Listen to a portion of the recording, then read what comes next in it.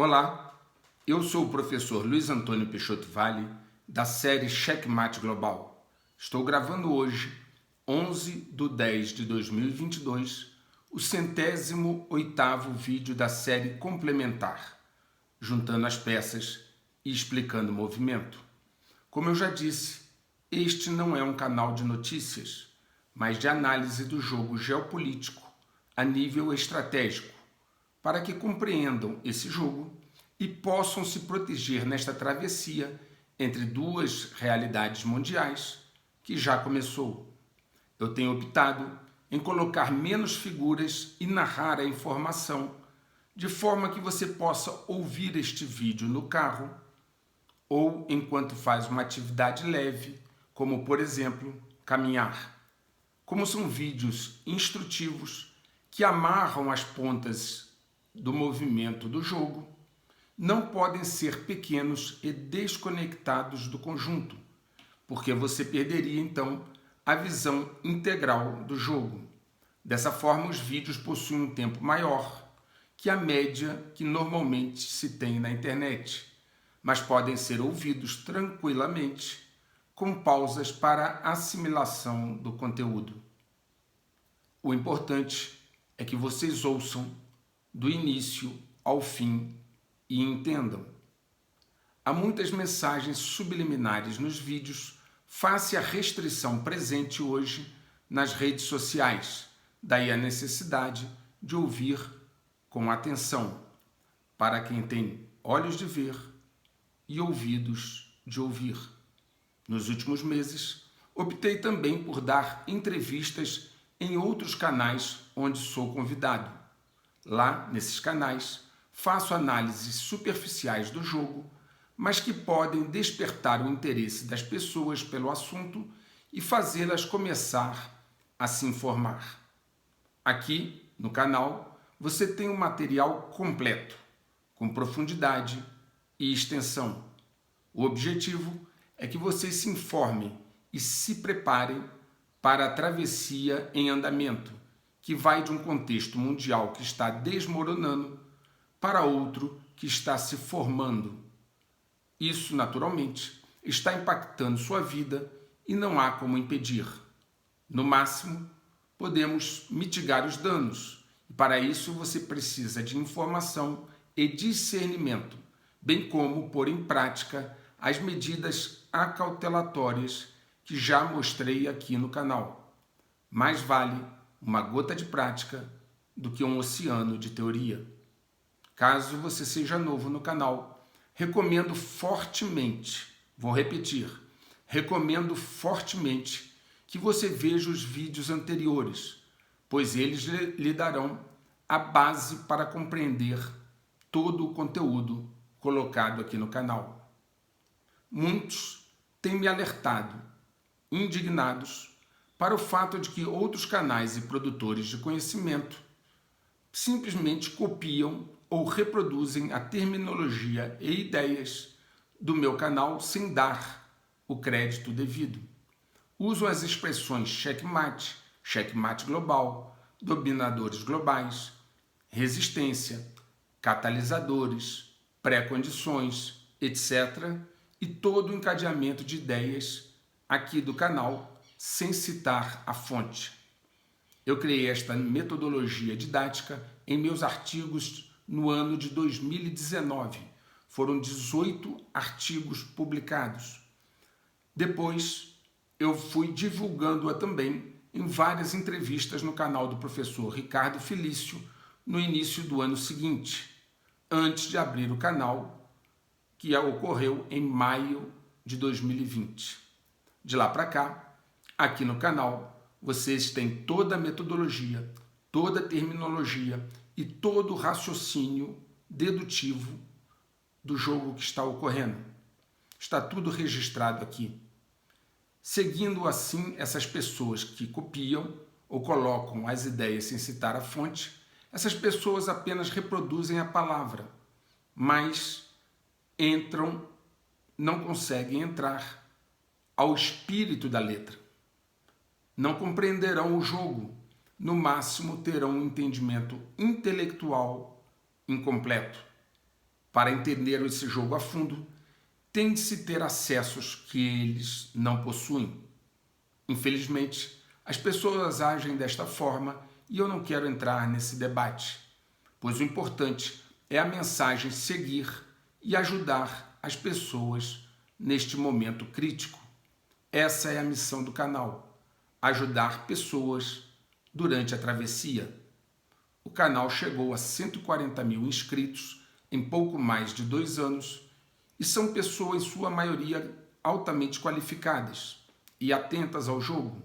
Logo, no mínimo, são 140 mil testemunhas deste trabalho. Aqueles que já acompanham o canal sabem que este é um momento do jogo onde os dominadores globais precisam jogar as suas cartas mais poderosas na mesa. As consequências se precipitam. Eles usarão todos os catalisadores possíveis para manobrar as massas: guerras, pandemias, atos terroristas, uma cyberpandemia, ataques de armas escalares de energia dirigida contra infraestruturas críticas dos países, ataques de falsa bandeira, etc. Várias técnicas que vocês já conhecem. E eles precisam, para isso, transformar ameaças em fatos, em atos tangíveis, para que eles possam, então, amadurecer as pré-condições para o checkmate global. Portanto, a tensão continuará a subir, pois essa é a lógica do jogo. Só se desilude quem se ilude. Importa ainda salientar que no início do canal eu destaquei o fato de que vários países têm buscado a desdolarização como forma de se protegerem da bolha da dívida contraída pelos governos e corporações dos principais países. Salientei ainda que o Federal Reserve, o Banco Central americano, estava inundando artificialmente o mercado com operações de QE, flexibilização quantitativa, expandindo irresponsavelmente a liquidez e que isso teria um preço a pagar mais à frente. Tudo isso vocês podem ver nos vídeos e lives iniciais do canal em 2020. Os dominadores globais criaram uma situação de dívida insanável, impagável, para empurrar a solução que lhes convém, dentro da seguinte fórmula: crie a situação, aguarde a reação e ofereça a solução. Como exemplo, temos os Estados Unidos, cujo governo federal atingiu este mês a incrível cifra de 31 trilhões de dólares. Vou repetir, 31 trilhões de dólares de dívida. Para se ter uma ideia da expansão explosiva dessa dívida, no final de 2019 a dívida era de apenas 22,7 trilhões, ou seja, houve um aumento de 50% da dívida em pouco mais de 2 anos. Se somarmos a esses 31 trilhões de dólares as dívidas das famílias, das corporações, das instituições financeiras e dos governos locais e estaduais dos Estados Unidos, chegaremos à estratosférica cifra de 92,4 trilhões de dólares de dívidas nos Estados Unidos. Vou repetir, 92,4 trilhões de dólares de dívidas nos Estados Unidos. Essa dívida não para de crescer, pois os Estados Unidos têm déficit orçamentário, déficit gêmeo, e esse déficit é enorme. No ano passado, chegou a 2,8 trilhões de dólares. Logo, todo ano, gerando déficit. Essa dívida apenas aumenta. Ela é, obviamente, impagável. Situações extraordinárias exigem soluções extraordinárias. E é isso que eles precisam e buscam, uma solução fora das regras atuais, onde a crise da dívida é incontornável. Essa solução, naturalmente para eles, deve reordenar o status quo mundial e ela precisa ser eficiente. E para isso, ela deve ser arrasadora, mudando toda a relação de poder do mundo atual. Quem acompanha o canal sabe que não se trata aqui de ismos, socialismo, comunismo, capitalismo, porque os dominadores globais usam a todos. E nem se trata aqui de pessoas no governo, porque a grande maioria, a imensa maioria, são manipulados por eles.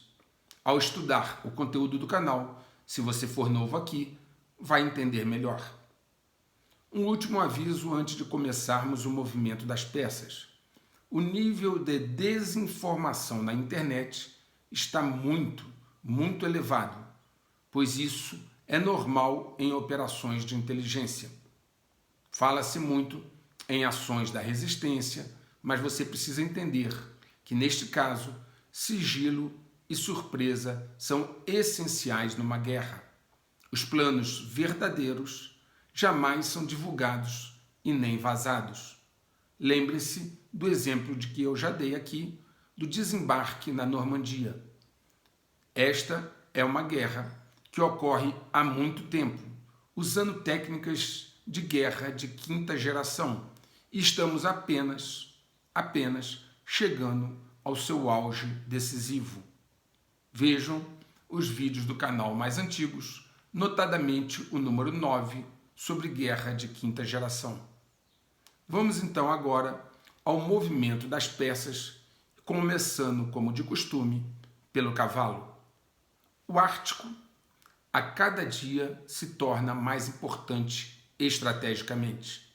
Sua importância natural vem de sua localização, que encurta a distância entre a Ásia, a Europa e a América do Norte, o que facilita naturalmente o lançamento de mísseis intercontinentais, ICBM, que percorrem um trecho muito menor ao passar por cima do Ártico. Já mostrei aqui submarinos russos fazendo exercícios de emergir no Ártico, furando a calota de gelo, o que submarinos americanos também já fizeram. Todavia, o Ártico tem ganho também uma importância não apenas de defesa, mas uma importância comercial e econômica. Com o derretimento das geleiras, por mais tempo ao longo do ano, abre-se então uma nova rota marítima, assunto também que já foi abordado em vídeos anteriores. Tendo isso em vista, não só a questão da defesa, mas a questão da nova rota marítima, que poupa bastante dinheiro, os Estados Unidos lançaram no dia 7 sua estratégia nacional para o Ártico, ressaltando a crescente competição com a China e a Rússia na região. Eles sabem que o domínio dessa região contestada é essencial na guerra. Os esforços dos dominadores globais para fazer da China um oponente forte dos Estados Unidos jamais cessam. E para isso a colaboração das autoridades estadunidenses tem sido relevante e decisiva. Mostrei aqui várias vezes que as empresas americanas cooperam com empresas chinesas ligadas ao exército chinês. Agora, saiu um relatório que soa incrível para os menos informados, ou que não estão aqui no nosso canal, mas que diz muito daquilo que já sabemos aqui. Um relatório interno, confidencial, do Departamento de Defesa conclui, segundo o senador Johnny Ernest, que, abre aspas, a China, e não os Estados Unidos, é o beneficiário final do Departamento de Defesa americano e de outros investimentos em pesquisa do governo dos Estados Unidos. Fecha aspas. Ele ainda acrescentou, abre aspas, Washington está gastando bilhões de dólares de seus impostos todos os anos para, hipoteticamente, alcançar o domínio estratégico sobre a China comunista, mas o beneficiário final desse esforço pode ser a China. Fecha aspas. Ele justificou sua afirmação ao dizer que, abre aspas, Essa é a conclusão chocante de uma revisão do Departamento de Defesa que descobriu que a China, a revisão do Departamento de Defesa, gente, descobriu que a China estava roubando tecnologia desenvolvida nos Estados Unidos, explorando os programas Small Business Innovation Research e Small Business Technology Transfer. O senador passou então a explicar, fecha aspas. A partir daí, então, o senador começou a explicar como os esforços de pesquisa destinados a ajudar a fortalecer a segurança nacional dos Estados Unidos acabam beneficiando o Partido Comunista Chinês. O senador disse, abre aspas, é assim que funciona. As empresas americanas que recebem assistência do contribuinte para o desenvolvimento de tecnologia do Departamento de Defesa e outras agências, essas são recrutadas pela China para continuar seu trabalho em instituições associadas ao Exército de Libertação Popular Chinês. A empresa americana é então dissolvida depois dessa cooptação e a pesquisa e a propriedade intelectual pagas com dólares de impostos dos Estados Unidos são transferidas para uma subsidiária na China. Assim, a engenhosidade americana é enviada ao exterior para nosso principal adversário global e nós, os contribuintes americanos, estamos financiando isso. Fecha aspas. Segundo esse senador, Ernest, a chave para o processo é a capacidade dos agentes de inteligência chineses de recrutar ativos dentro das empresas que fazem a pesquisa financiada com dólares dos impostos dos Estados Unidos. Este senador, Ernest, disse ironicamente que vai dar um prêmio, abre aspas, a todas as agências governamentais que permitiram que essas empresas traidoras pegassem seu dinheiro e fugissem para a China com os avanços que, por direito, pertencem aos Estados Unidos. Fecha aspas. Mas não é só ele que está preocupado. Outro senador preocupado é o Rand Paul, que muitas vezes eu já citei todas essas questões aqui também em vídeos anteriores. Rand Paul, que disse no início deste ano que se oporá à recertificação do programa SBIR, que é o primeiro que eu citei, a menos que seja protegido contra os esforços chineses para subverter o programa. Esse programa SBIR transfere dinheiro público para pequenas empresas desenvolverem tecnologias estratégicas. Bem, para que você que acompanha o canal observe bem essa questão, uma vez que, ao entender o que eu tenho dito aqui no canal, não haverá para você, obviamente, nessa transferência de tecnologia para a China com dinheiro americano, não haverá nessa questão qualquer surpresa. É o contribuinte americano trabalhando para pagar seus impostos, que financiam empresas que desenvolvem tecnologias que são entregues à China. E vocês sabem muito bem o porquê. Simples dessa maneira. E não são segredos pequenos, não pensem que são empresinhas piquititinhas de fundo de quintal transferindo como mudar um transistor de lugar, um chip. Não, não são empresas pequenas ou cientistas inexpressivos americanos que estão colaborando com a China. Segundo um novo relatório publicado pela empresa de inteligência estratégica Strider Technology, 162 cientistas, vou repetir, 162 cientistas foram contratados pelo regime chinês para fazer pesquisas.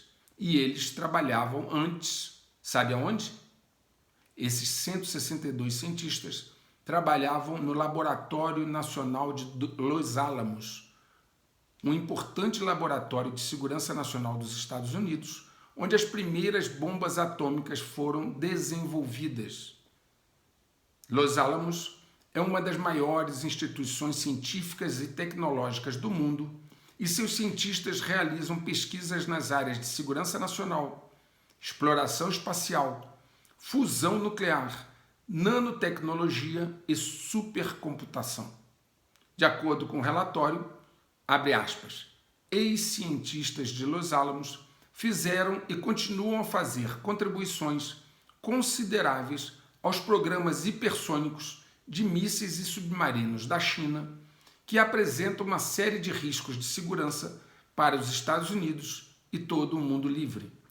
É necessária uma melhor proteção para as instituições, programas de pesquisa e cientistas que promovem a inovação nesta área de competição estratégica sem prejudicar a colaboração científica aberta. Fecha aspas, está escrito no relatório. Na verdade, grande parte da pesquisa e conhecimentos desses 162 cientistas e de muitos outros, como eu já mostrei aqui, que cooperam, empresas e universidades que cooperam com a China, grande parte dessa pesquisa e conhecimento fez avançar diretamente a tecnologia militar chinesa, que agora, nesse momento, ameaça a segurança nacional dos Estados Unidos. A estratégia chinesa passa pelos programas de intercâmbio científico. Muitos dos pesquisadores que vieram aos Estados Unidos para serem treinados e trabalharem em áreas críticas para a segurança nacional estavam envolvidos nos programas de talentos do Partido Comunista Chinês. Para vocês terem uma ideia, pelo menos 59 dos que trabalharam em Los Alamos e posteriormente retornaram à China para fazer pesquisa, faziam parte desse programa 1000 Talentos do PCC ou do seu ramo jovem. Certamente, Los Alamos, que forneceu 162 cientistas para a China, é apenas a ponta do iceberg. Segundo esse relatório que eu citei, abre aspas, o secretário-geral Xi Jinping e outros líderes do PCC sugerem que esforços semelhantes de recrutamento podem ser generalizados entre laboratórios financiados pelo governo dos Estados Unidos, instituições de pesquisa acadêmica e grandes centros de inovação. Esses programas estão alavancando pesquisas financiadas pelos contribuintes para promover o desenvolvimento econômico e a modernização militar da China. Fecha aspas. Mais um caso em que os contribuintes americanos pagam para desenvolver tecnologias e entregarem à China para usá-las contra eles. É difícil acreditar que as agências de segurança e inteligência dos Estados Unidos tenham se tornado tão negligentes assim. Na verdade, parece proposital. Com os últimos anúncios de Biden referente à ajuda econômica à Ucrânia, calcula-se que esta última injeção de dinheiro e armas significa que os Estados Unidos estão dando ao governo ucraniano quase 12 bilhões de dólares em ajuda. Imagine um país endividado como os Estados Unidos, como eu mostrei, transferindo dinheiro dos contribuintes, dinheiro dificilmente obtido para a Ucrânia. E o pior, enviando armas que estão consumindo os estoques da Europa, que está ficando exaurida nos seus estoques de armas, como eu já mostrei aqui, e também exaurindo os estoques de armas dos Estados Unidos. Alguns observadores, dentre eles Pedro Gonzalez, dizem que os Estados Unidos já enviaram cerca de 1/3 do seu estoque total de mísseis antitanque Javelin e 1/4 de seu estoque de mísseis antiaéreos Stinger para a Ucrânia. Substituir essas armas que saíram do estoque para ir para a Ucrânia e que nem sempre chegam à mão do soldado na linha de frente, como eu também já mostrei aqui, substituir essas armas não será fácil e poderá levar anos. Uma das razões principais pelas quais a substituição desses mísseis levará anos envolve um mineral chamado antimônio, que é um semimetal essencial. No setor de alta tecnologia, o antimônio é um ingrediente-chave em semicondutores, placas de circuito, interruptores elétricos, iluminação fluorescente, vidro transparente de alta qualidade e baterias de íons de lítio. Sem antimônio, não existem iPhones. Sem antimônio, nada de TVs de alta definição.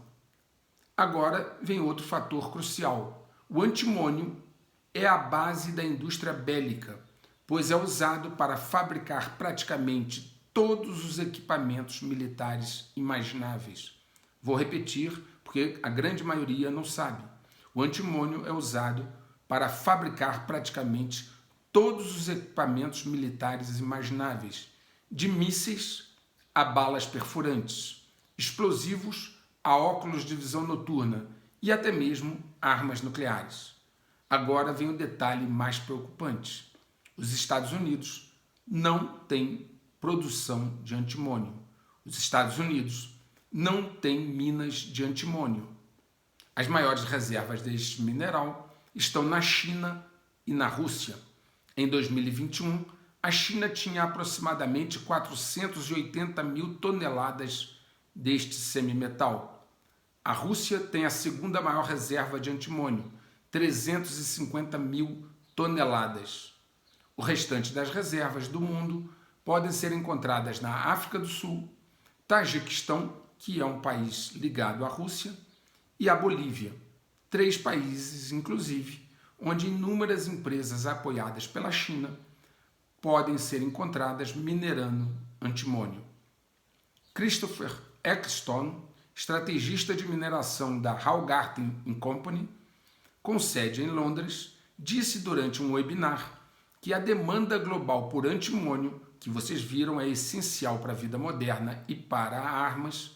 Ele disse que a demanda global por antimônio nos próximos anos, abre aspas, não pode ser atendida com os suprimentos atuais, fecha aspas.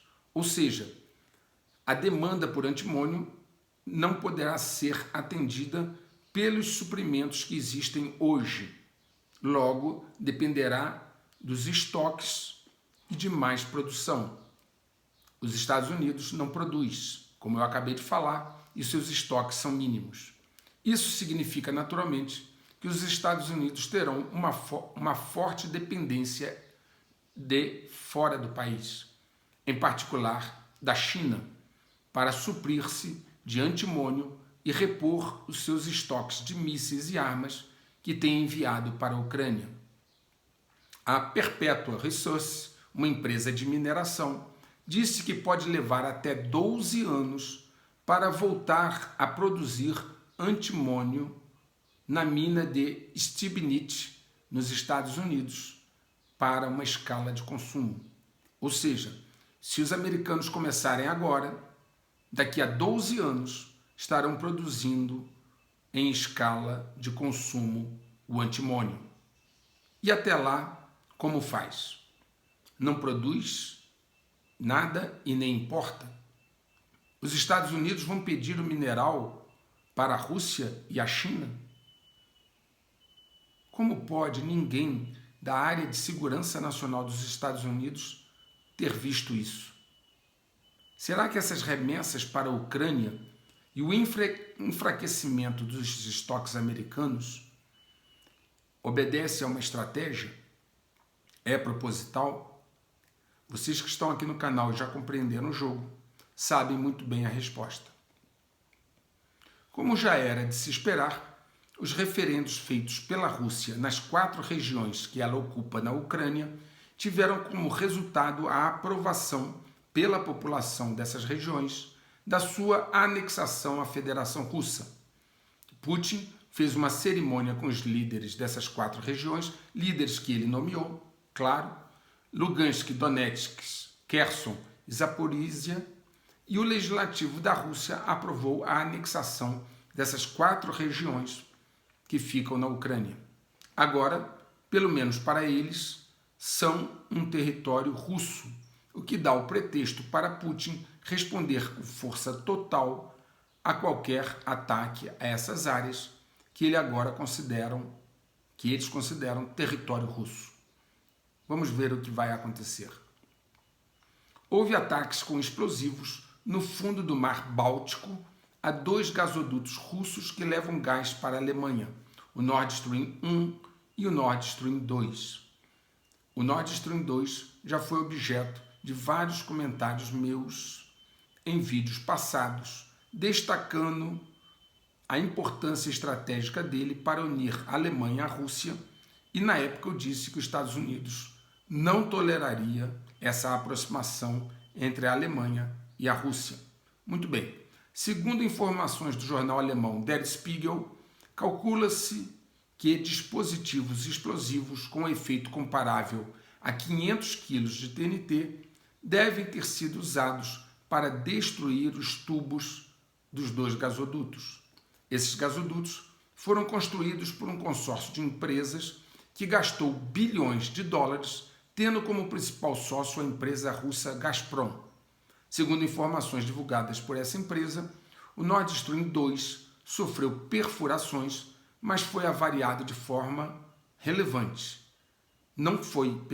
Ele não foi avariado, o Nord Stream 2 não foi avariado de forma relevante, podendo operar em curto espaço de tempo, caso necessário.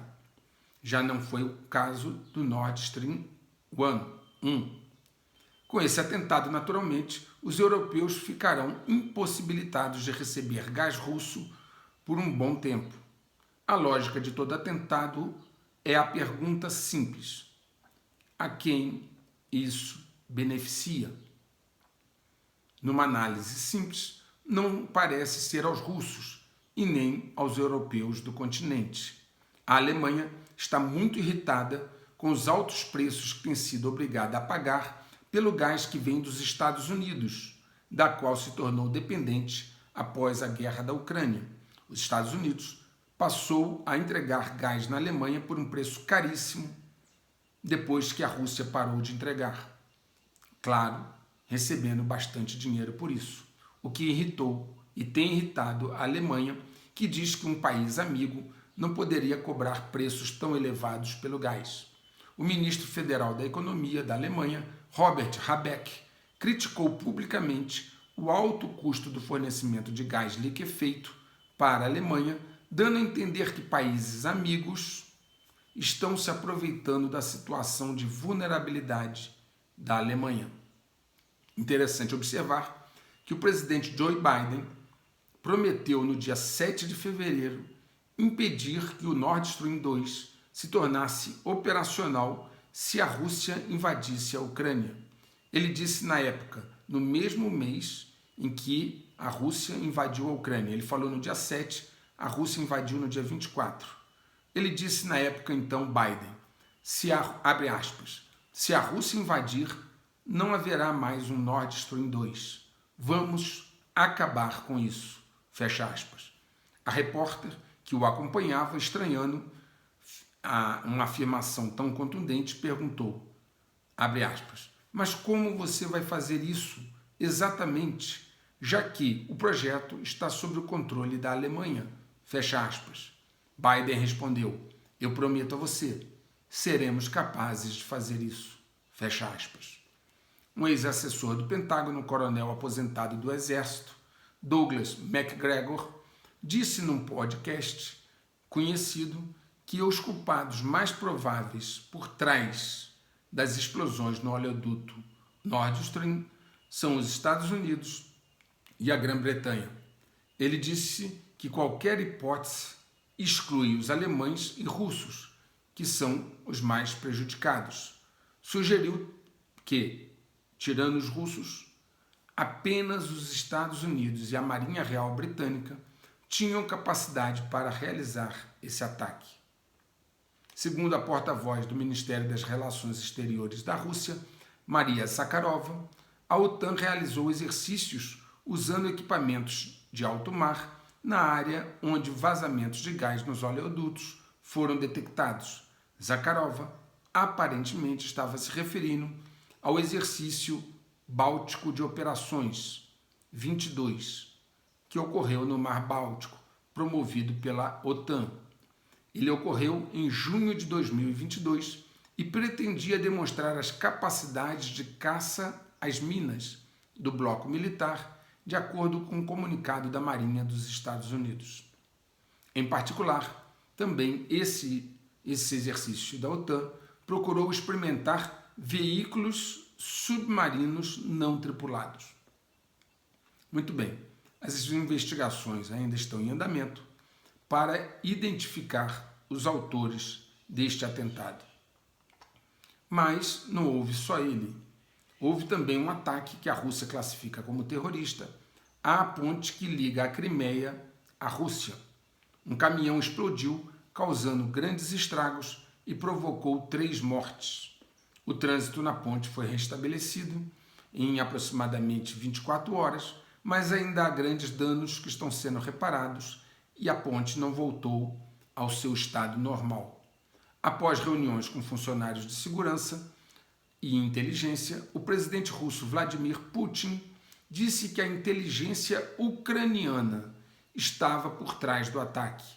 Ele disse durante uma reunião com o chefe do comitê de investigação, palavras de Putin, abre aspas, os autores, perpetradores e patrocinadores são os serviços secretos ucranianos, fecha aspas.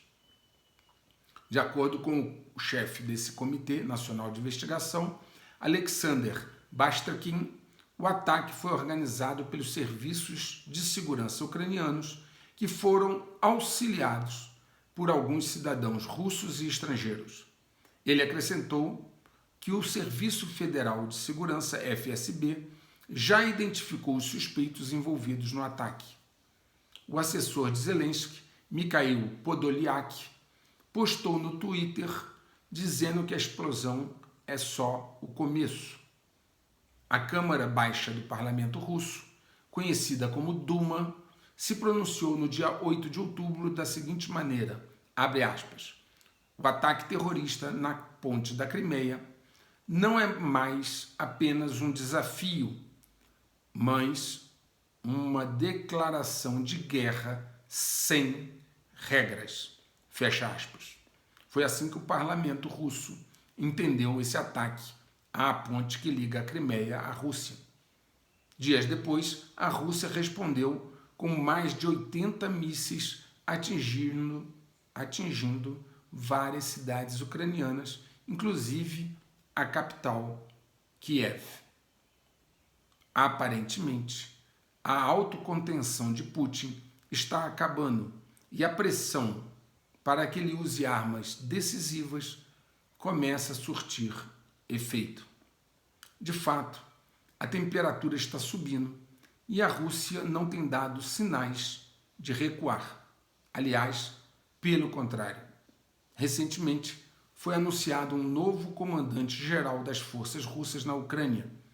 Trata-se do general Sergei Surovikin, conhecido como General Armagedon. Surovikin é um comandante veterano que liderou a expedição militar russa na Síria em 2017 e ele é muito conhecido por métodos pouco ortodoxos de combate. Foi informado, em linha com esse assunto, foi informado no dia 8 de julho de 2022 que a Marinha Russa pôs em serviço operacional o submarino Belgorod. Eu também já falei aqui em outros vídeos, tanto do Belgorod como da classe dos submarinos Loncharif, lá no início do canal também. A Marinha, então, russa pôs em serviço em julho esse submarino chamado Belgorod. O submarino K-329 Belgorod é o único do seu tipo no mundo e supostamente pode viajar a uma velocidade de 201 km por hora. Vou repetir, o submarino supostamente viaja a 201 km por hora usando um sistema de propulsão secreto. Ele pode transportar até 8 torpedos Poseidon, que são, na verdade, drones subaquáticos com armas nucleares que são projetados para se esconder na costa de uma nação-alvo e, em seguida, detonar suas ogivas nucleares ao receber esses drones comandos de satélite, gerando então um tsunami radioativo altamente destrutivo que inunda as áreas costeiras do país-alvo, tornando-as inabitáveis por até 3 séculos. Num vídeo anterior também, eu comentei sobre um apresentador de TV russa que fez essa ameaça à Inglaterra de usar esse tipo de arma. Christopher A. Ford, ex-secretário de Estado assistente para a Segurança Internacional e não proliferação de armas nucleares, disse à CNN que o torpedo Poseidon foi projetado para inundar cidades costeiras dos Estados Unidos com tsunamis radioativos. O jornal italiano La Repubblica informou no dia 2 de outubro, numa matéria intitulada, abre aspas, o submarino Belgorod se move, soa o alarme, teste para o supertorpedo Poseidon. Então, o jornal La Repubblica italiano, com esse título, colocou a matéria no dia 2 de outubro e que, de acordo com o relatório de inteligência classificado da OTAN, que ele cita, o La Repubblica, diz que, de acordo com esse relatório da OTAN, o Belgorod está submerso nas águas do Ártico, em um local desconhecido. Ademais, também surgiram notícias de que um trem que transporta armas nucleares saiu da Rússia a caminho da fronteira com a Ucrânia. O chamado trem nuclear está ligado à 12ª Diretoria Principal, unidade GUMO, subordinada diretamente a Putin e ao ministro da Defesa. E essa unidade, que faz o manuseio dessas armas nucleares e as entregas para uso ao seu destinatário final. Por outro lado, na Ucrânia, o presidente Zelensky, falando em uma conferência online no Australian Law Institute, pediu ataques preventivos contra a Rússia. Certamente, ele se referia à OTAN, uma vez que a Ucrânia não tem meios de fazer ataques preventivos. Imediatamente a Rússia reagiu, apontando para a irresponsabilidade das palavras de Zelensky. Mais tarde, o secretário de imprensa de Zelensky tentou esclarecer essas observações, argumentando que elas não deveriam ser interpretadas como um pedido para que a OTAN atacasse a Rússia. O próprio Zelensky também interveio durante uma conversa na BBC, dizendo que ele quis apenas afirmar com a expressão que eram chutes preventivos e não ataques. Tentando corrigir, né? A agência do Reino Unido também tentou colocar panos quentes, dizendo que Zelensky estava se referindo a sanções e não a ataques. O vice-porta-voz do Departamento de Estado dos Estados Unidos, Vedant Patel, disse que o governo de Biden afirmou repetidamente que não tem intenção de participar dos combates. Entretanto, o New York Times informou em junho que havia uma presença da CIA agindo na Ucrânia. Depois, um relatório do Intercept disse também que existem grupos de forças especiais atuando no terreno na Ucrânia, notadamente dos seguintes países: Estados Unidos, Grã-Bretanha, França, Canadá e Lituânia. Acrescentou ainda o Intercept que as operações secretas americanas dentro da Ucrânia estão sendo conduzidas sob uma autorização presidencial secreta, que indica que o presidente Biden notificou discretamente o Congresso sobre um, abre aspas, amplo programa de operações clandestinas dentro da Ucrânia, fecha aspas. Ora, meus amigos e amigas, eu já mostrei aqui que vários estrangeiros foram mortos ou aprisionados lá na Ucrânia, especificamente na siderúrgica de Azovstal. A tensão continua, segue subindo e parece que o presidente da Ucrânia, Zelensky, quer atear ainda mais fogo nessa fogueira. surgiram muitos rumores de um possível golpe militar contra o líder chinês Xi Jinping. Desde seu retorno à China, de uma cúpula da Organização de Cooperação de Xangai, no Uzbequistão, no início do mês, a qual eu também comentei aqui em vídeos anteriores, onde ele esteve, Xi Jinping, com o presidente Putin da Rússia, não se via o presidente chinês em público desde essa época. Xi Jinping fez sua primeira aparição pública em quase 2 semanas, visitando agora uma exposição em Pequim, no dia 27 de setembro. Então esse sumiço dele durou todo esse tempo, desde que ele voltou da reunião com Putin, e apareceu apenas agora no dia 27 de setembro. Ainda que ele tenha sido visto publicamente, agora, seu sumiço é um indicativo de que algo aconteceu. Eu já comentei aqui em vídeos anteriores as disputas que se desenrolaram e ainda se desenrolam dentro do Partido Comunista Chinês e que fizeram, inclusive, Xi Jinping ficar mais de 2 anos sem sair da China, sem viajar. Entretanto, alguns observadores que conhecem o modus operandi das agências de inteligência levantaram a hipótese de que esse boato de golpe pode ter sido plantado para eles monitorarem os mecanismos de aviso de crise. Bill Gates escreveu no seu Twitter, abre aspas, desencadear rumores de um golpe contra Xi Jinping na China seria uma excelente maneira de um serviço de espionagem eletrônico do leste ou do oeste coletar informações valiosas sobre as comunicações de crises de vários governos. Fecha aspas. Colocaram a provocação e depois monitoraram como esses mecanismos de comunicação de crise dos países acontecem.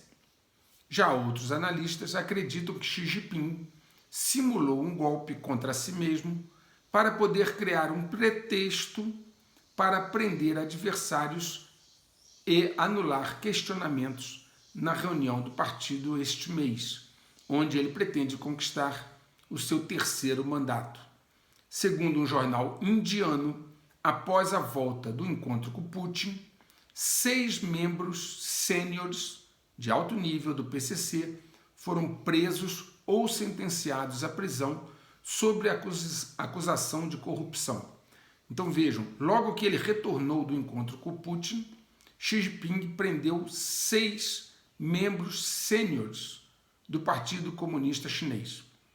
São eles Sun Lijun, ex-vice-ministro da Segurança Pública, Fu Zhenghua, ex-ministro da Justiça, Liu Xinyun, ex-vice-governador e chefe do Departamento de Segurança Pública, Gong Daoan, ex-vice-prefeito de Xangai, Deng Huilin, ex-chefe de polícia, e Wang Liq, ex-secretário da Comissão de Assuntos Políticos e Jurídicos da província de Jiangsu.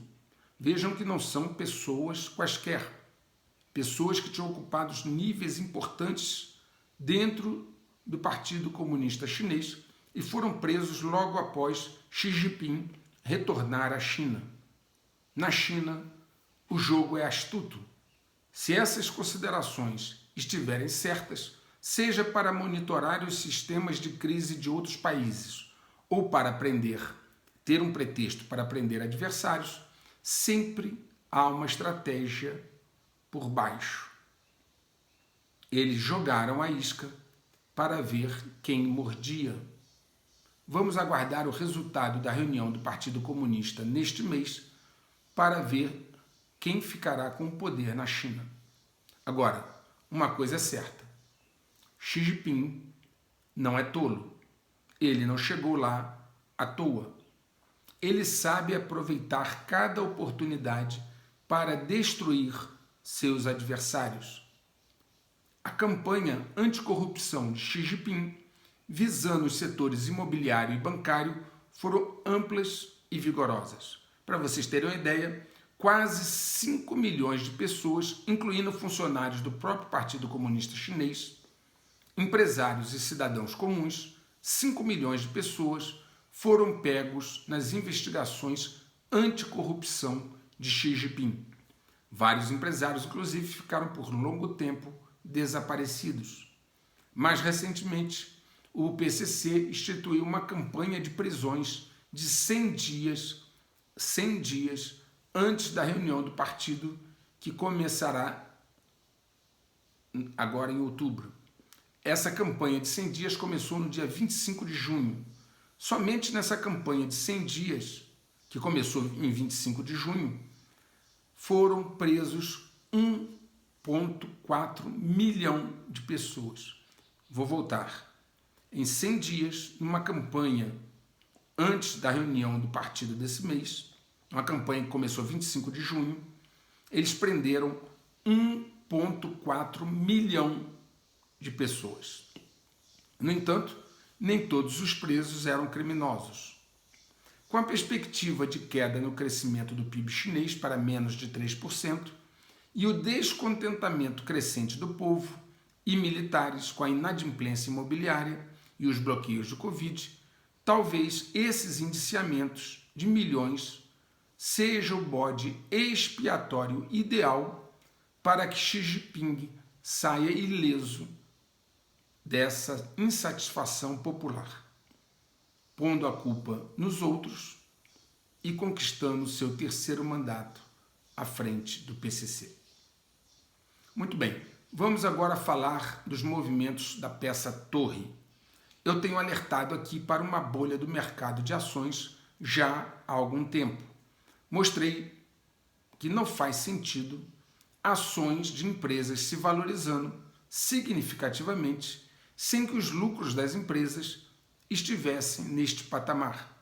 Mostrei, inclusive, que os próprios acionistas e CEO das empresas estavam a vender suas participações nessas empresas para elas mesmas, através de operações de tesouraria feitas com empréstimos. Ou seja, os próprios acionistas e CEOs das empresas se desfazendo de suas ações na própria empresa que administram, o que mostra que eles não acreditavam no futuro, na valorização futura dessas ações.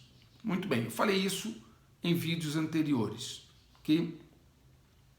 Pois bem, agora a bolha está estourando.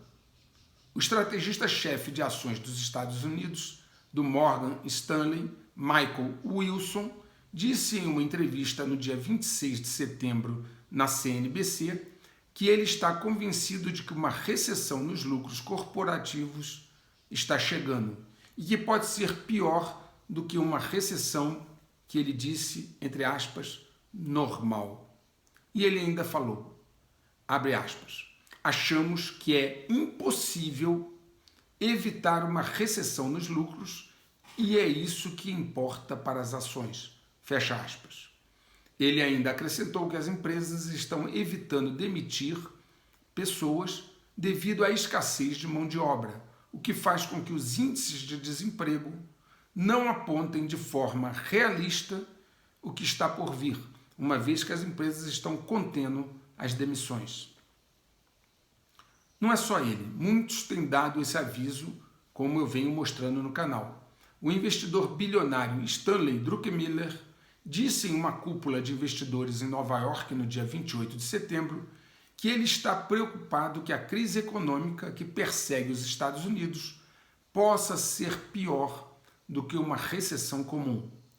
Ele acrescentou, abre aspas, estamos em apuros, eu não descarto algo realmente ruim, fecha aspas, argumentando que anos de políticas monetárias ultrafáceis do Federal Reserve alimentaram uma bolha de ativos que agora está se esvaziando à medida que o Fed se envolve em um aperto quantitativo, em uma tentativa desesperada de domar os preços descontrolados.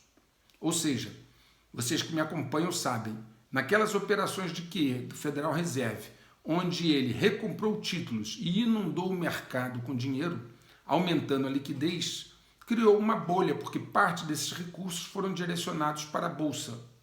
E agora o Federal Reserve está fazendo o caminho oposto. Parou as operações de QE e está aumentando os juros, o que naturalmente vai fazer explodir este mercado. Embora a economia dos Estados Unidos tenha atendido a uma definição de regra geral para uma recessão, quando ela registrou dois trimestres consecutivos de crescimento negativo do PIB, ainda assim as autoridades não declararam oficialmente uma recessão.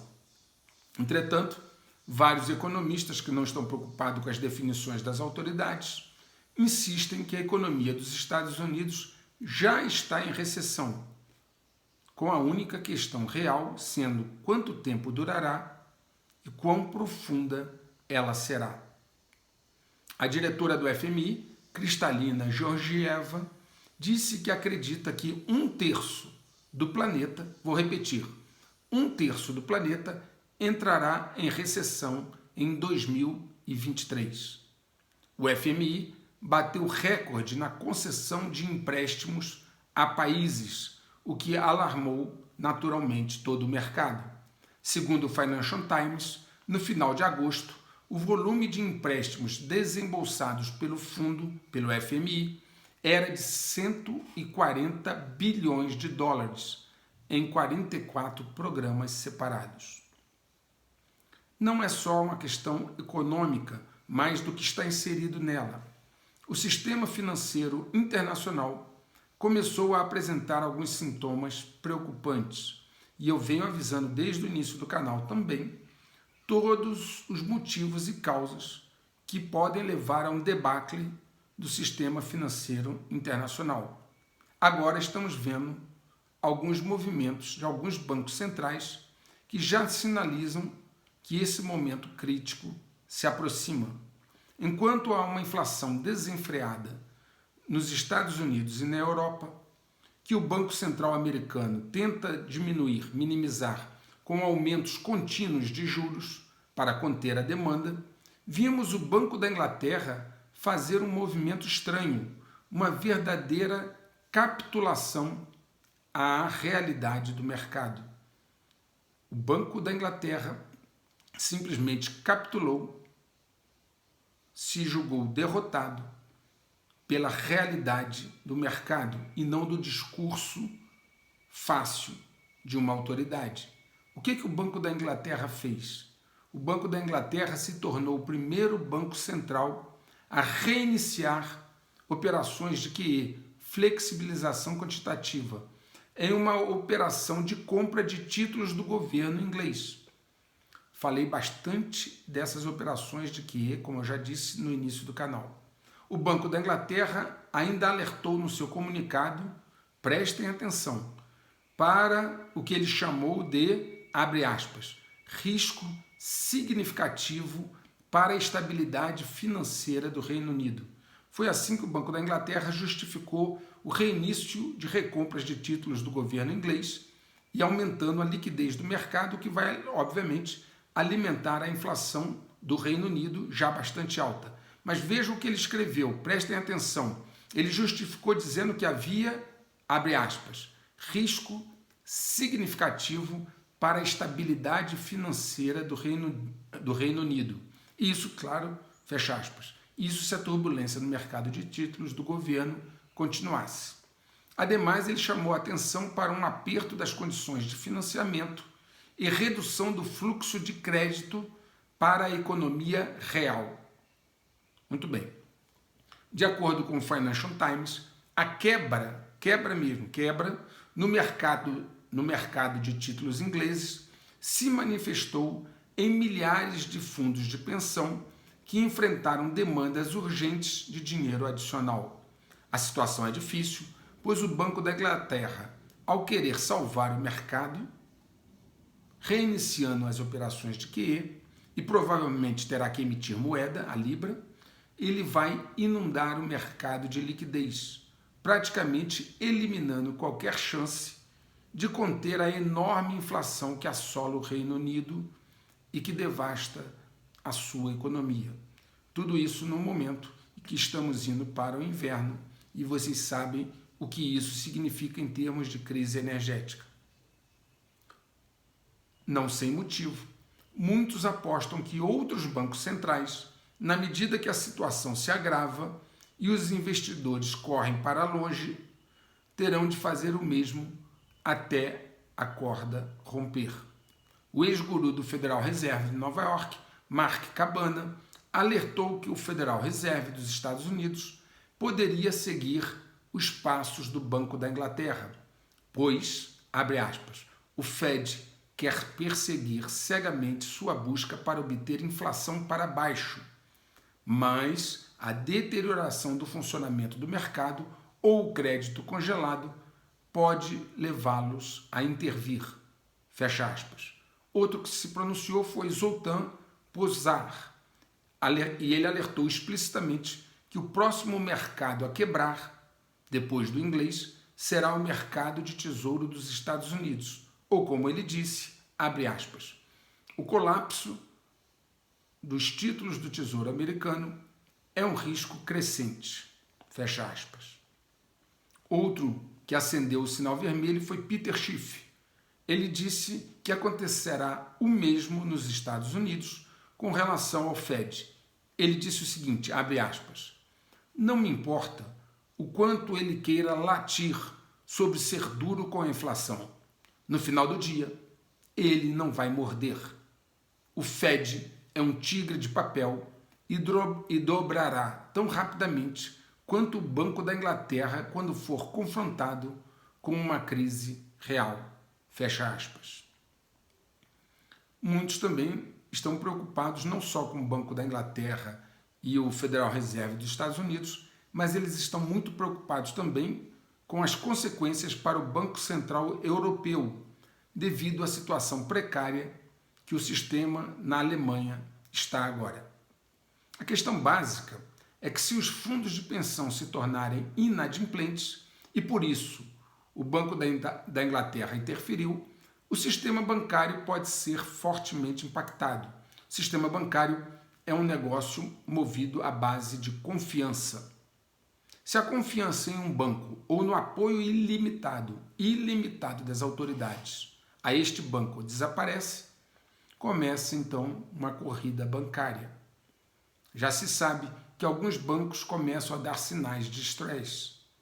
Há informações de que o Credit Suisse, um dos maiores bancos europeus, está em sérias dificuldades. Segundo Goldman Sachs, o Credit Suisse, tem um déficit de capital de 8 bilhões de dólares. Vou repetir, um déficit de 8 bilhões de dólares num único banco, o Credit Suisse. Os investidores, naturalmente, correram para vender as ações do banco, com sede em Zurique, em meio a preocupações com a sua saúde financeira. A situação ficou ainda pior quando o CEO do banco, Ulrich Körner, enviou um memorando aos funcionários com o objetivo de tranquilizá-los sobre o futuro do banco, tentando contornar os boatos de que o banco está indo à falência. As ações, para vocês terem ideia, do Credit Suisse caíram já mais de 60% desde o início do ano. Alguns analistas estão considerando se o Credit Suisse pode realmente ser o próximo Lehman Brothers, que pode causar ondas de choque, não apenas no sistema financeiro da Europa, mas no mundo. De fato, os bancos europeus estão preocupando o mercado. O UBS e o Deutsche também estão sendo observados com atenção. Aliás, eu já comentei aqui várias vezes sobre a situação muito difícil do Deutsche Bank, da Alemanha, que é o maior banco da Europa. Em função desses movimentos, o clima entre os investidores, obviamente, não está bom. Um levantamento da Associação Americana de Investidores Individuais mostrou que os investidores estão se tornando cada vez mais pessimistas com as ações, dado que a inflação persistentemente alta obrigou o Fed a aumentar as taxas de forma agressiva, com analistas do Bank of America e da Associação Americana de Investidores Individuais dizendo que o pessimismo dos investidores atingiu níveis não vistos desde a crise financeira de 2008 e 2009. As perdas nos mercados afetam a todos, não tem ninguém imune, mesmo gigantes como o fundo BlackRock. Acostumado a bater recordes positivos, o BlackRock agora se viu diante de um recorde incômodo, a maior quantia de dinheiro perdida por uma única empresa em um período de 6 meses. Esse um recorde muito ruim para o BlackRock.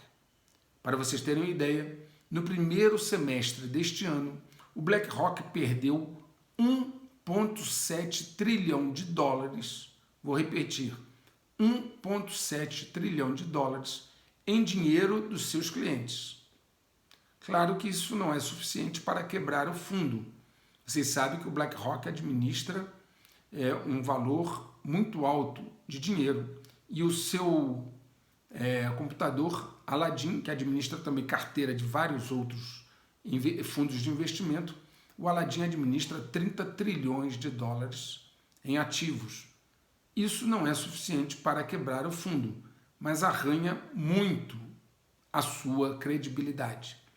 Sua preocupação em influenciar as empresas que recebem seus investimentos pode ter feito com que o BlackRock tenha tirado o seu foco da gestão rentável da carteira. O BlackRock é famoso por querer influenciar o board das empresas em que ele investe para a adoção de agendas progressistas alinhadas com o fundo, com o pessoal de Davos, com o Fórum Econômico Mundial. Essa preocupação política de alinhamento com o Fórum Econômico Mundial pode ter feito eles perderem o foco na administração da rentabilidade da carteira.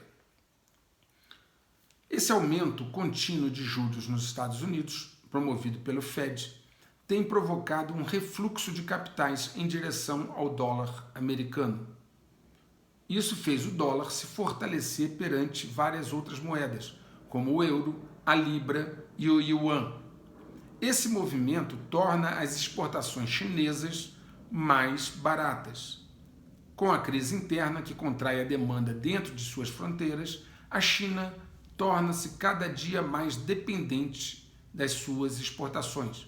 Como eu disse, se prevê que a China terá um crescimento menor do que 3%. E com os bloqueios Covid, há uma retração da demanda interna, o que faz a China ficar muito dependente das exportações. Ok? Com o yuan se desvalorizando à frente do dólar, essas exportações se tornam mais baratas para quem compra, o que é bom para a China. Entretanto, quando a recessão se espalhar pelas principais economias do mundo, certamente as exportações chinesas sofrerão uma retração, agravando o quadro econômico do país. Este será um momento crítico para a China e provavelmente ocorrerá entre o final deste ano e 2023. Ao ocorrer aquela recessão mundial prevista pela diretora do FMI, as exportações chinesas serão obviamente penalizadas e a dependência que a China tem de suas exportações poderá causar um baque no país. Para fechar aqui o movimento da torre, foi anunciado que a Organização dos Países Exportadores de Petróleo, a OPEP, e seus aliados, que eles chamam agora de OPEP+, concordou em reduzir a produção em 2 milhões de barris por dia. Ou seja, a OPEP+, concordou em reduzir a sua produção em 2 milhões de barris por dia em uma reunião agora no dia 5 de outubro em Viena. O governo Biden ficou intensamente irritado, pois a diminuição da produção vai impedir a queda dos preços do petróleo, minando então a tentativa de Biden de reduzir o preço do combustível nos Estados Unidos e assim também minando a sua tentativa de combater a inflação e ao mesmo tempo essa contenção da produção vai manter o preço do petróleo elevado, o que vai favorecer receitas para os países da OPEP, dos quais a Rússia faz parte. A Casa Branca chegou a classificar esta decisão de redução de produção de petróleo como um ato hostil e acusou a OPEP+ de estar se alinhando com a Rússia. Em vídeos anteriores, eu mostrei como Biden irritou muito no passado, logo após ali a sua posse, como Biden irritou bastante o príncipe herdeiro da Arábia Saudita, Mohammed bin Salman, conhecido como MBS.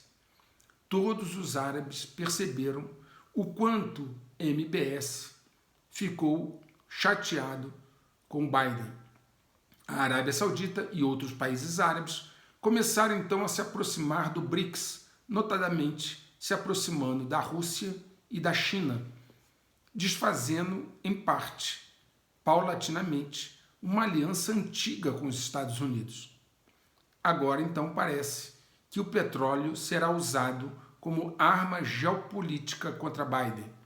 Ele precisará, Biden, continuar a tentar se aproximar da Venezuela, suspendendo inclusive as sanções contra esse país. Mas isso não é problema para Biden, que é um admirador, confesso, da esquerda. Não será problema para ele se aproximar da ditadura venezuelana. Vamos aguardar o que ele vai fazer. Vamos agora aos movimentos da peça Bispo. O povo europeu parece estar cansado do desgaste promovido por seus governos e começa a mudar o rumo. Países comandados por progressistas começam a eleger políticos de direita. Este foi o caso da Suécia, onde nas eleições parlamentares de setembro, um bloco de partidos de direita, que são o Partido Conservador e o Democratas Suecos, esse bloco recebeu a maioria dos votos e formarão uma coalizão que pode nomear o primeiro governo do país, o primeiro governo de direita nos últimos tempos da Suécia. A primeira-dama, Magdalena Andersson, reconheceu a derrota de seu bloco e anunciou a sua renúncia. Por que isso é importante? Porque a Suécia tem um histórico, uma tradição de ser um país mais progressista, mais aberto, defendendo pautas do Fórum Econômico Mundial. O povo lá diz que agora não quer mais isso, porque elegeu um bloco de direita com a maioria dos votos nas eleições parlamentares, e esse bloco com a maioria parlamentar poderá agora indicar o primeiro-ministro. Magdalena Andersson, que era a primeira-ministra, já reconheceu e já anunciou a sua renúncia. Depois da Suécia, foi a vez da direita vencer na Itália. Pela primeira vez desde 1945, a terceira maior economia da União Europeia, a Itália, está prestes a ser governada por uma liderança caracterizada de direita. Giorgia Meloni, do partido Irmãos da Itália, conservadora, de 45 anos, pode se tornar a primeira mulher a governar o país. Eu tenho mostrado aqui como várias vozes de políticos europeus, ecoando o descontentamento das ruas, têm se levantado contra a política de sanções adotadas pela União Europeia, que mais tem prejudicado a Europa do que a Rússia. O povo europeu tem padecido pelas decisões de alguns governos europeus, mas que são decisivos e majoritários na União Europeia, de se alinhar com as pautas dos dominadores globais.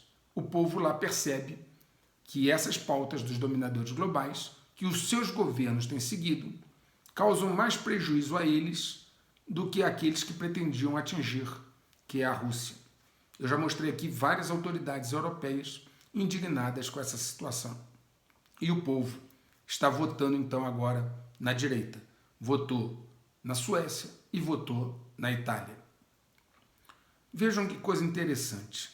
Enquanto as tropas americanas estacionadas no exterior estão envolvidas nos seus afazeres e os pais militares deixam seus filhos na escola, descobriu-se que as crianças podem estar sendo orientadas de uma forma que eles, esses militares estacionados no exterior, jamais aprovariam.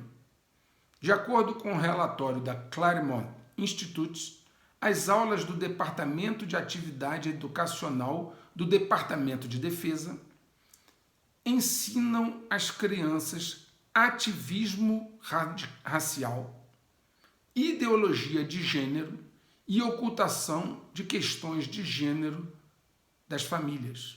Vou repetir. As aulas do Departamento de Atividade Educacional do Departamento de Defesa dos Estados Unidos, responsável pelas aulas, ensinam às crianças ativismo racial e radical, ideologia de gênero e ocultação de questões de gênero das famílias. Os planos de aula não são sobre professores ajudando crianças a aprender o básico. Em vez disso, são sobre professores ajudando crianças a esconder fatos de seus pais em escolas militares. No relatório, é apontado como professores orientam alunos a partir de 4 anos de idade em questões de gênero.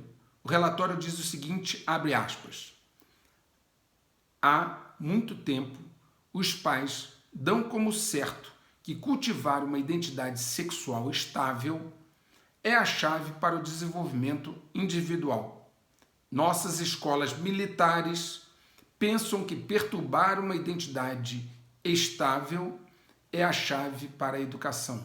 Fecha aspas. Vou repetir.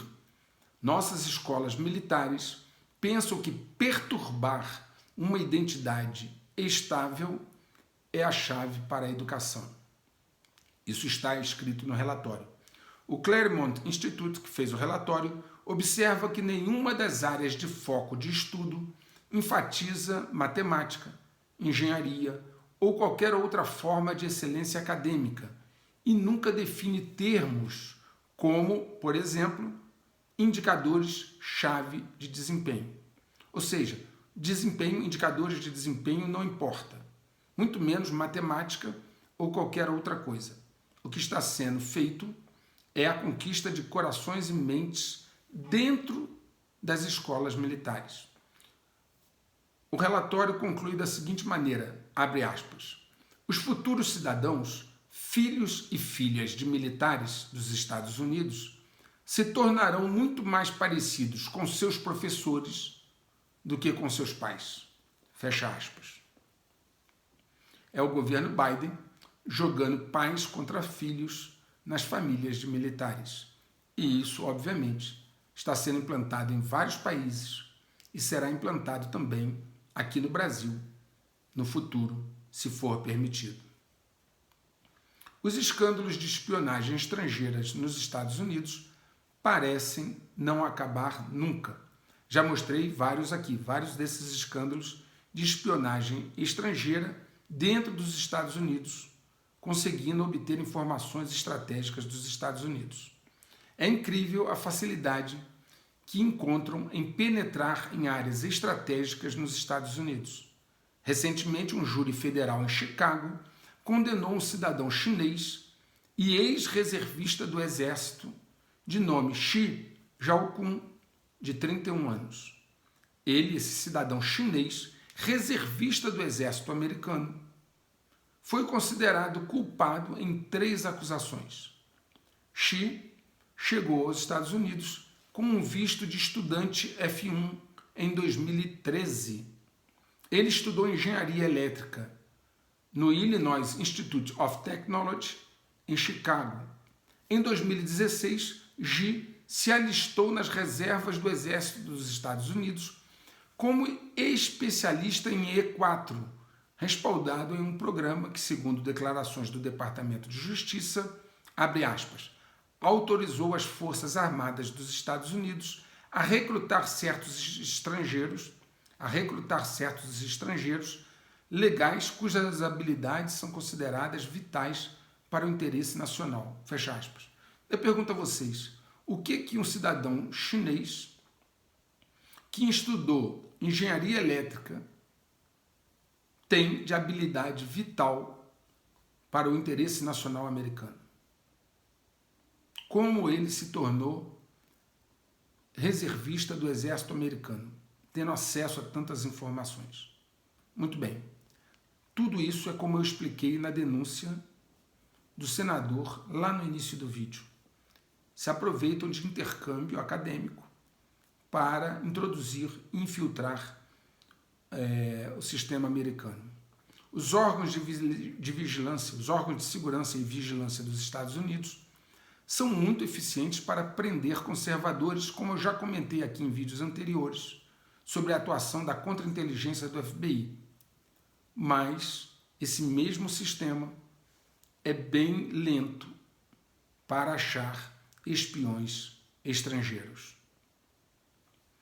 Fato interessante, digno de nota, é a notícia de que a China abriu dezenas de estações de serviço policial no exterior. Ou seja, a China abriu delegacias de polícia no exterior. E isso em todo o mundo para monitorar seus cidadãos que vivem no exterior.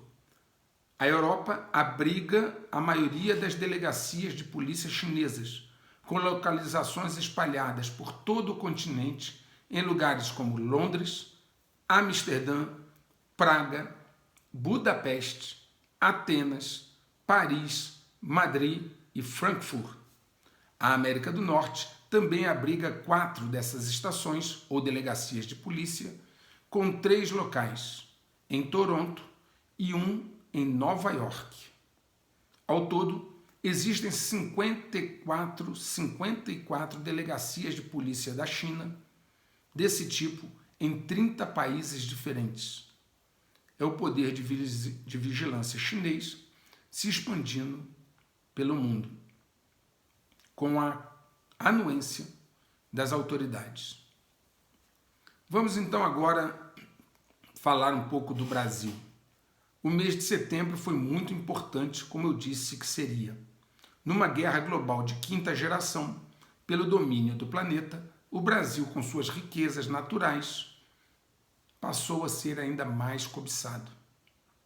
Parte substancial da América Latina já está totalmente controlada pelos dominadores globais, através de governos de orientação de esquerda, apoiados pelo governo dos Estados Unidos, através do Biden.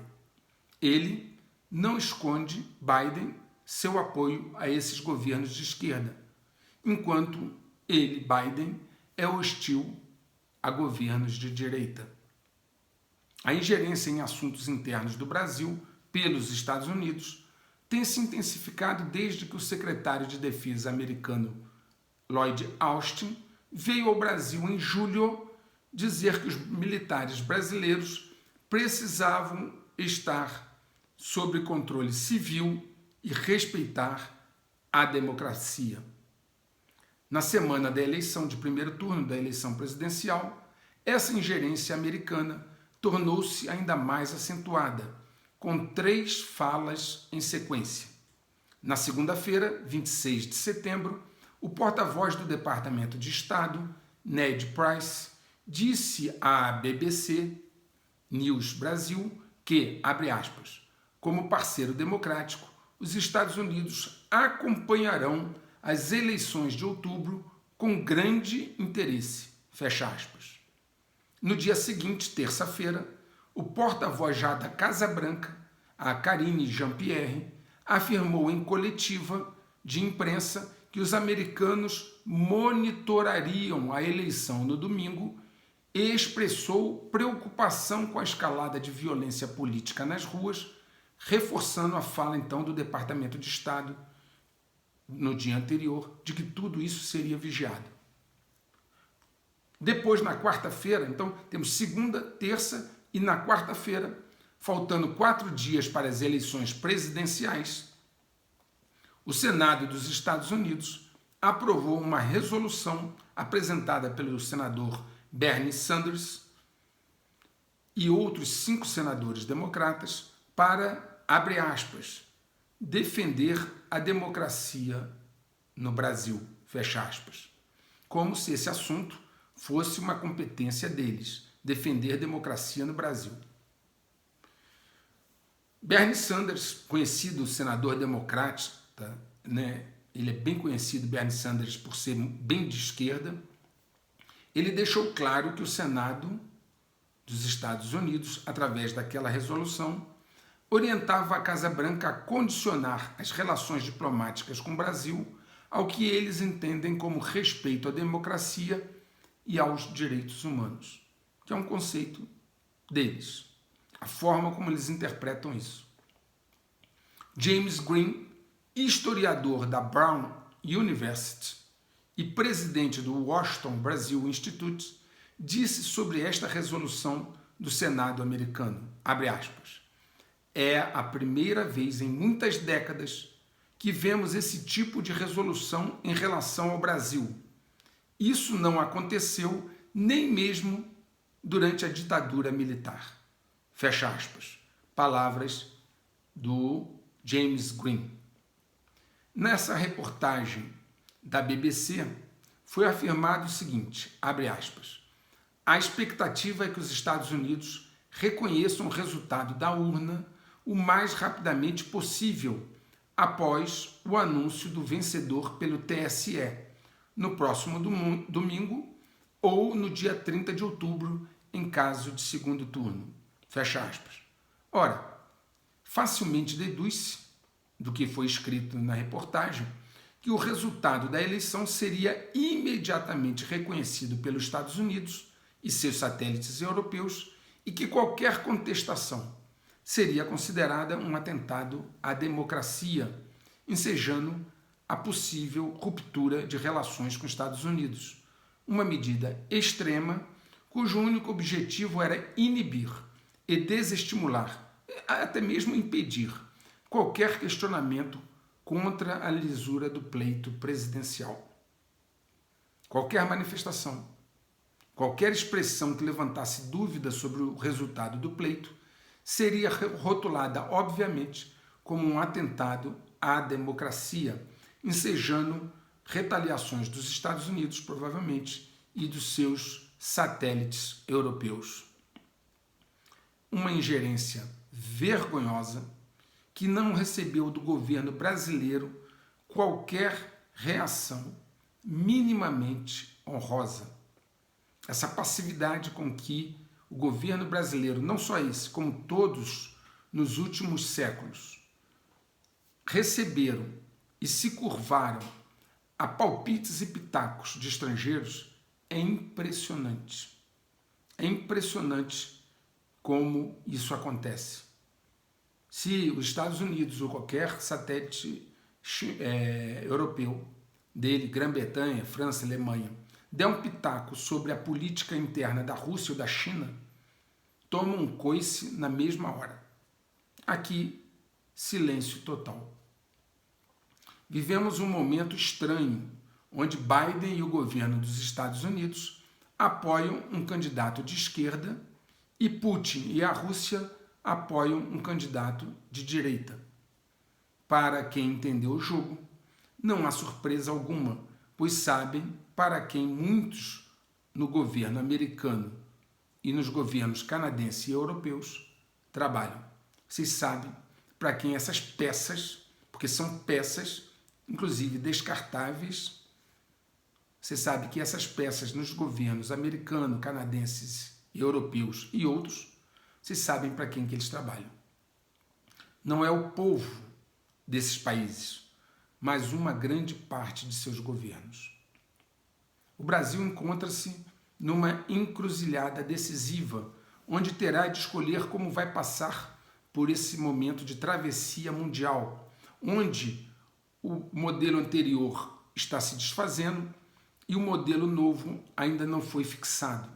O Brasil precisa entender de forma pragmática, de uma forma muito técnica e profissional, como se comportar nesse jogo. As projeções de cenários mostram uma alta probabilidade de conflitos internos no Brasil e esgarçamento do tecido social, seja quem for o eleito no dia 30 de outubro. A estratégia vinda de fora, do dividir para governar, foi firmemente implantada no Brasil. Os olhos em Brasília ainda estão fechados pela vaidade, onde pensam saber o que não sabem e ter o que não têm. Não há como esperar resultados diferentes fazendo as mesmas coisas. Não há como esperar que a resultante de estratégias mudem se as estratégias não mudarem. Cientistas descobriram que algo estranho acontece na Via Láctea e os cientistas querem entender o que provoca esse fenômeno.